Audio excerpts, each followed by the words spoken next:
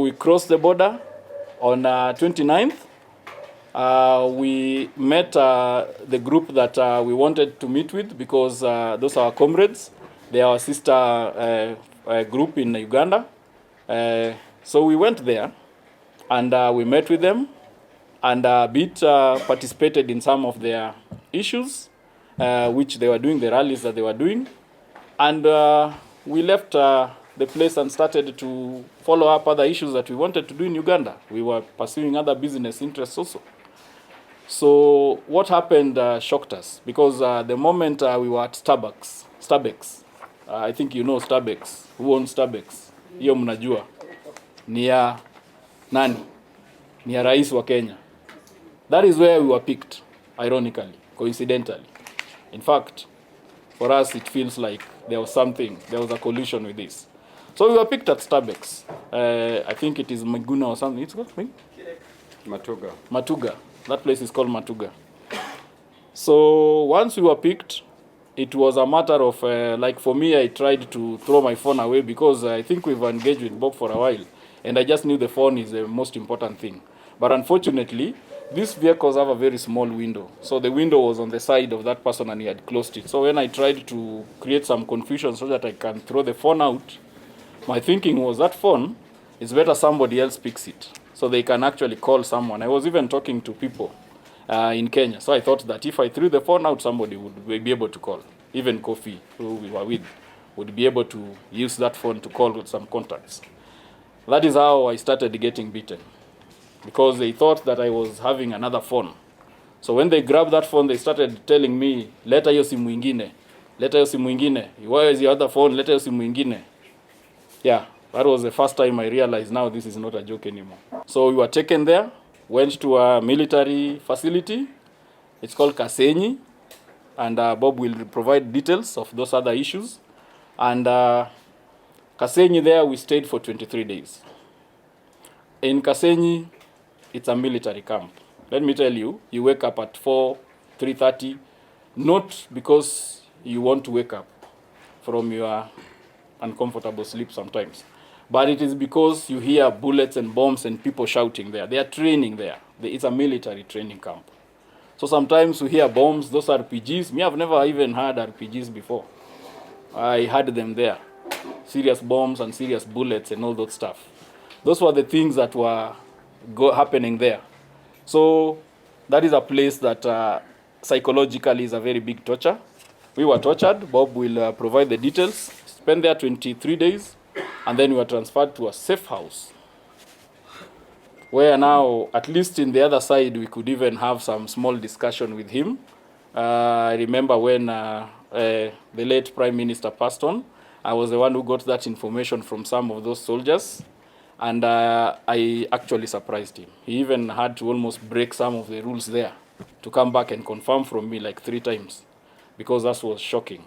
I confirmed from 3 different sources. So it was like that we used to work at that point, at that place. At least you can engage with him a bit. But then the place that we went now, it was a place that the facilities are in. So now I could not see him, he could not see me. So we had to find a way to know things that he's there. I'm there in the same place. But those are not details we want to get into because there are people that we are still there, whom we met there. We don't want to compromise the way they are operating there. In Kasenyi, somebody told me that they are Special Forces Command. And a Special Forces Command has a very small report. That if he has 5 bullets, it is 5 people. Yeah, they were giving us those kind of psychological torture there. So he tells me that for us, we don't shoot anywhere else. We shoot from here going upwards. And if you use your bullet, either it's a person or a very seriously injured person. That's the report that you file. There's no other report. Yeah. So you can imagine those kinds of things. So when they took us from there, blindfolded us at 6 o'clock. It was on a Thursday, I remember. And that was 23rd in the morning. I was really shaking and asking myself if this is the last ride. So we were taken to the safe house, and there, now it was lock-in. That was lock-in, no seeing out, no getting some small sun, no getting any good fresh air. Yeah, it was a mess there. But after 14 days, we were removed. And when we were removed for those 14 days now, after 14 days, we were removed at about 6:30, I think 6 to 6:30 there. And now we are being taken to Busia. But before that, they have not told us where we are going. We got our ambassador at some place in Kampala, I think it's a military depot. And now we were taken in a convoy with the ambassador all the way to the border, and they processed us in the border. We got there around 1 o'clock. We finished the processing around 4, I think 4 there. We just waited until 5, and they addressed the media there. And then we were now released to our families, and finally the deal was over. Yeah, we came home. We call it an abduction because from the moment they picked us to the moment they released us, the Ugandan government has been denying having us in custody. And perhaps this opportunity would be for me to plead to or rather to demand from the Ugandan government to release all the political prisoners that they're still holding in the camps. We have the brother to the Internal Affairs Minister, his own brother, the Minister for Internal Affairs, Mutafiri. He's looking for his brother. He was my bedmate. His brother has been in the same place for 4 months. The family doesn't know where he is. They think he's dead. I left him in the cell, and he asked me, Bob, he asked me to talk to you to make sure the message gets to the president, because the president is not aware about some of these things. It is the son, Muhozi, who is undertaking these crimes against humanity. They have been undertaken at the Special Forces Command Center in Kasenyi. That is a training ground for the presidential security team. And they call themselves next to none because they are next to none. They don't take command from any other, either the judiciary, whether it's parliament, whether it's the executive. So this is an armed militia that is operating under the General Muhozi. There are about 6 Nigerian nationals that were being held in those cells. They are not being told why they are being held in the cells. They have not been charged.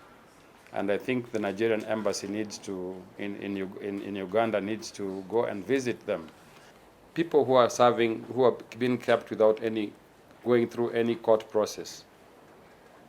They have been detained, some of them up to a year. That is what is calling the fridge, if you want to know what the fridge is. So there are some people who are actually in the freezer, not in the fridge. And as a human rights issue, these people have no cases. Most of them, they're being kept there for political reasons. Yeah, our next course of action will be both legal action. We are working with the civil society here to come up with a petition at the East African Court of Justice to present this matter and sue the government of Uganda for crimes against humanity. But furthermore, I think before we get to that action, there are immediate issues that need to be resolved, like the current crisis in Tanzania. We cannot wait to go to the court to deal with that. We can deal with that through Article 37. Article 37, the right to freely, amicably, and peaceful protest. We can create protest here in Kenya that can put pressure on the Tanzanian governments to step down. We're not going to recognize the President Suluhu Samia. She is an imposter, and she's an illegitimate president who has sworn herself in a military barrack. Do we continue as if everything is okay? No. Because tomorrow it will happen in Kenya, and the following day it will happen in Rwanda, and so on and so forth. There comes a time that we have to say enough is enough.